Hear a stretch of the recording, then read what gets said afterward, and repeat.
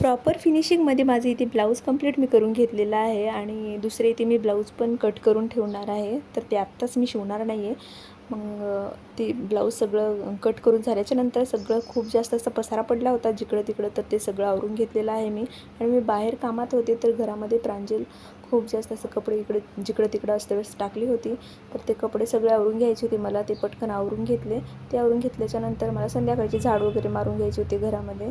तर ते पटकन झाडून घेतलेलं आहे मी. झाडू वगैरे मारल्याच्यानंतर मला तर हे संध्याकाळी 4 वाजता जेवण करण्यासाठी आले होते. मी यांच्यासाठी काहीच बनवलं नव्हतं. तर त्याने आल्याच्यानंतर इथे मी पटकन सिंपलच होणारा फोडणीचा भात बनवला आणि त्यांना जेवण वाढून दिलं. मग ते जेवण वगैरे करून गेले आणि घरी येतेवेळी किराणा घेऊन आले होते आणि मला ते किराणा काढून ठेवायचा होता. तर तेच इथे सामान मी ते काढत होते. तर ते काढून मी ते बाजूला ठेवून दिलं आणि पटकन इस्त्री करायला बसले.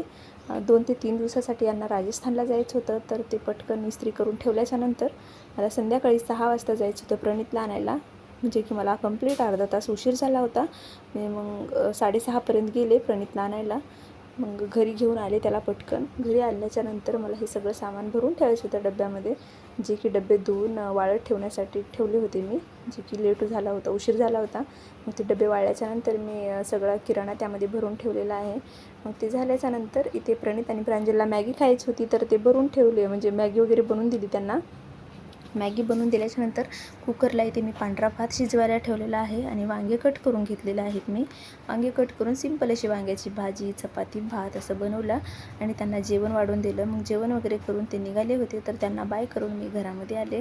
घरामध्ये आल्याच्यानंतर खूप जास्त असा पसारा पडला होता. काही चपात्या बनवायच्या होत्या तर ते बनवल्या. मग मी जेवण केलं. चला मग बाय बाय, भेटूया नेक्स्ट व्लॉगमध्ये.